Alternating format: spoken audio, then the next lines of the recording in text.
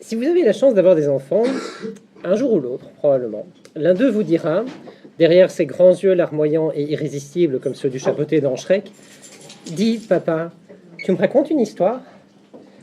À ce stade, vous aurez deux options.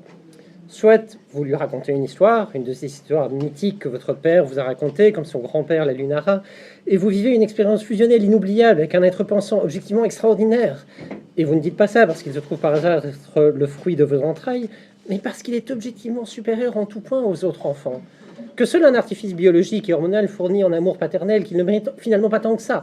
Bref, donc, soit vous lui racontez une histoire, soit vous lui apprenez à lire, vous lui filez une pile de bouquins, et là vous aurez peut-être une vague chance que ce soit le mieux. Je vous laisse tranquille 5 secondes, le temps de regarder Motus ou Question pour un champion. Un enfant lecture, si vous prenez la deuxième option, vous remarquerez très rapidement qu'un enfant lecteur est une bénédiction divine. Mais plus besoin de l'occuper, plus besoin de l'éduquer. La lecture, c'est comme un ménestrel, une console de jeu et un professeur, tout dans le même format. Avec la lecture, l'enfant devient autonome.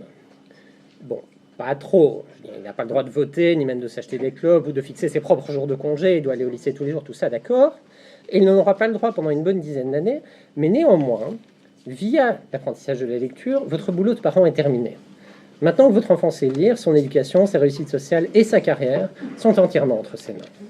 Si vous vous y prenez suffisamment tôt, ceci impressionnera fortement les adultes entourant votre enfant.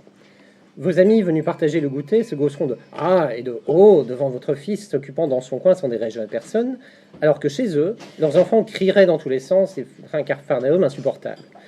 Vous acquiescerez poliment, voyant là-dedans rien d'autre qu'une preuve supplémentaire de la supériorité intellectuelle et morale de votre progéniture. Chez le coiffeur ou le médecin, la capacité de votre rejeton à tolérer 45 minutes d'attente avec pour seul support une pile d'Astérix suscitera à coup sûr des mines énamorées. Puis un jour, plus tard, votre enfant vous demandera de lui offrir le grand livre micro-application de Microsoft Word pour Windows 95. On a de la chance. Ceci vous surprendra un petit peu, mais vous vous direz qu'il est à un âge ingrat où les hormones et la puberté lui donnent des priorités bizarres. Et comme à cette époque, les services de protection de l'enfant sont dangereusement sous-financés, personne ne vous empêchera de le faire. Donc vous lui offrirez le grand livre micro-application de Microsoft pour Windows 95, et il le lira. Votre enfant apprendra et s'épanouira davantage sans déranger personne, et acquérera des compétences critiques pour réussir sur le marché du travail, et vous expliquer pourquoi vous n'arrivez pas à aligner correctement la photo de grand-mère sur le faire-part de son décès. Et un autre jour, encore plus tard, encore quelques années plus tard, votre enfant sera grand et se rendra compte qu'il a une vie sociale d'ermite crevé.